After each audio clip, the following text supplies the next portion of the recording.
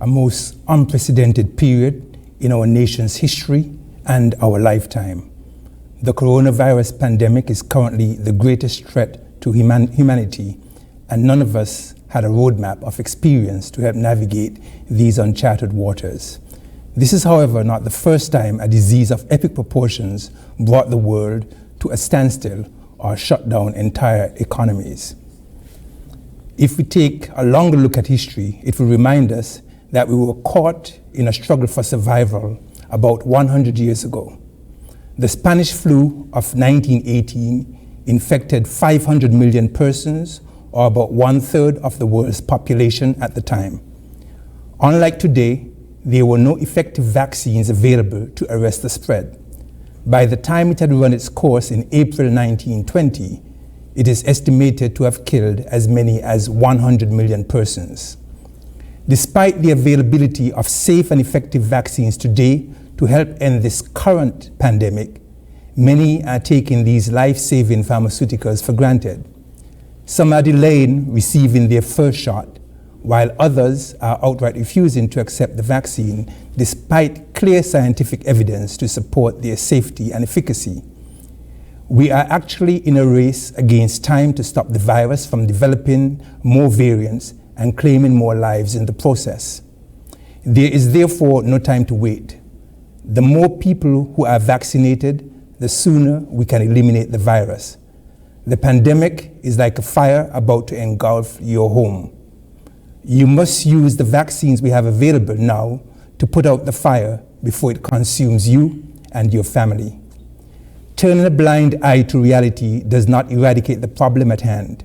To date, more than 120 million persons are infected globally with COVID-19, and more than 2.7 million persons are dead. And before the pandemic is over, many more lives will be lost. We are still in the middle of a pandemic, recording another positive imported case today, bringing our total to 44, with now 3 active cases.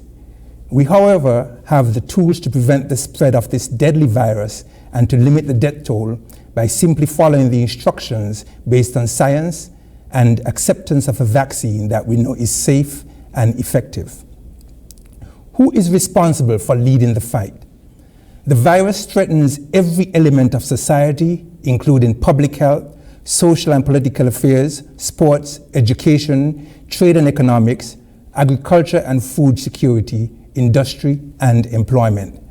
The pandemic, therefore, is not merely a medical or health issue, and the problems created by it cannot be handled by any one governmental ministry.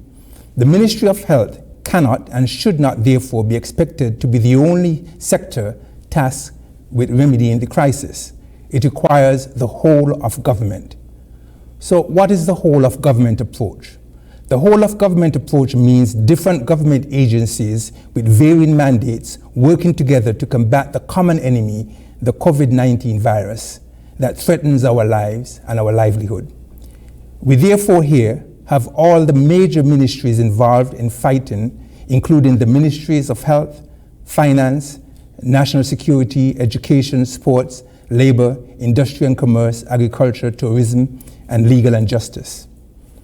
In the whole of government approach, it follows naturally that the Prime Minister or leader of the country is at the top of the decision-making process, guided by science and advice from the technical experts. It also follows that success in the fight would be attributed to the Prime Minister or leader of the country, and also any blame from the aftermath of any crisis arising. However, government alone or our leaders alone cannot stop the spread of the virus without the involvement of the whole of society. And so what is the whole of society approach? The World Health Organization recommended a whole of society approach in the fight against the virus, which means government engaging all stakeholders, including civil society, academia, the media, private sector, NGOs, other voluntary associations, communities, families, and individuals to strengthen the resilience of communities and society as a whole. It is essential to have community involvement at the core of the response. We therefore need to continue to take the message to every community across the Federation.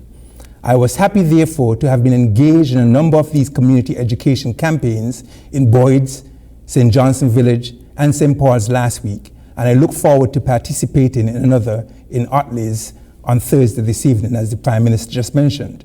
My colleagues, Dr. Sebastian, Archibald, Offrey, and Osborne, and also Dr. Laws, our CMO, were also involved in such campaigns across the Federation. Also, many doctors have been doing one-on-one consultations in their office. I congratulate the medical fraternity in assisting in the fight. If communities are engaged and empowered with knowledge needed to fight this virus, we will succeed because they will take the necessary measures to protect themselves. In this fight, the singular action of one affects all. Therefore, connecting with persons on an individual basis in their community, be it in their residence, workplace, or church, is crucial. From these community education sessions, hundreds of individuals come forward either at the time or days after and accept the vaccine. Just this afternoon, at an education session at a business establishment, we vaccinated 33 persons. We must continue these efforts as they are essential to our success in the war against the deadly virus. The COVID-19 Task Force has also engaged the Bar Association, the Doctors Association, the Chamber of Industry and Commerce, Evangelical Association, Christian Council, Rotary Clubs, Trade and Labor Unions, Labor Department, and the three medical schools, Ross, Windsor, and UMHS. We have not only been involved in dialogue, but also in the formulation of a unified or common agenda on how government and the broader civil society can collaborate and work together in solving the issues related to the pandemic. The right information must be given at the right time to be effective and for people to understand the gravity of the situation and the appropriateness of the interventions needed. That is why our education program started in January 2020, way before the virus was declared a pandemic. We started providing the nation with information about this new or novel virus. We spoke to the signs and symptoms, mode of transmission, and severity of the disease, and consequences of inaction. We also made sure that all were educated on the non-pharmaceuticals, hand sanitizing, social distancing, and mask wearing needed in the fight. We warned that these measures would have to continue until a safe and effective vaccine was found, and that was the only way we can get out of this crisis. We never let up with our education and information sharing program, coming to you every week at the COVID-19 briefings since the start of this pandemic. The first vaccines for COVID-19 were given in the UK in December 8th and in the United States December 14, 2020.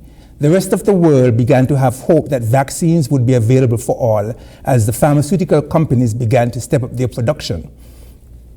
We here in St Kitts and Nevis, like the rest of the world, began to step up our vaccine education program in a timely manner also. No one is safe until everyone is safe, and at this stage of the fight, public education on vaccines and vaccine acceptance is paramount. The onus must be on every one of us, however. We need all to contribute to minimize the health and socioeconomic impacts of the pandemic. We need the combined strength, unity, and efforts of all in this fight if we are going to be successful. If there was ever a time when we needed all hands on deck, is now. You don't need a formal invitation to participate in the fight. You can use whatever platform you have to get the message out. In this era of fake news and misinformation, the media also must understand that they have a crucial role to play with balance and factual reporting so the public can be well informed. Now, our vaccine rollout started on the 22nd of February this year. In just over 3 short weeks, we have vaccinated 6,903 persons, or 20.89% of the target population, with the first shot. This is a significant milestone for the people of the Federation, and they should be congratulated. We know that the first jab offers 76% efficacy, and it rises to 82% efficacy after the second shot. The effectiveness at preventing hospitalization, severe disease, and death is even higher as more persons get vaccinated and we reach herd immunity. The vaccine is free, safe, and effective, and available in all 11 health centers in St Kitts and 6 in Nevis. I encourage all who are eligible for the vaccine to take advantage of the opportunity. Now, is the AstraZeneca vaccine safe? Health authorities in several countries, including Denmark, Norway, and Iceland, have suspended the use of AstraZeneca's vaccine following reports of the formation of blood clots in some persons who have been vaccinated. Also, France, Italy, Germany, and Austria have halted the use of a certain batch out of precaution. It is important to note that blood clots can occur naturally and are not uncommon. The World Health Organization said its advisory committee on vaccine safety is currently reviewing the reports. The WHO data shows that more than 268 million doses of COVID-19 vaccines have been administered worldwide with no serious side effects or deaths to date. They have continued to report that AstraZeneca is an excellent vaccine and that no causal relationship has been established between the shots and the health problems reported. The director of the National Board of Health in Denmark insisted that the 14-day suspension was a precaution while investigations were taking place. He said there is good evidence that the vaccine is both safe and effective. The European medical regulators say there is no indication that Oxford AstraZeneca vaccine is linked to an increased risk of blood clots. It said the number of cases in vaccinated people was no higher than in the general population. There were 37 cases of persons who developed blood clots of 17 million persons in Europe who received the jab. Of note, 2% of persons who get COVID-19 develop blood clots. Of the 17 million who got the vaccine in Europe, 37 were found to develop blood clots, which is 0.0002%.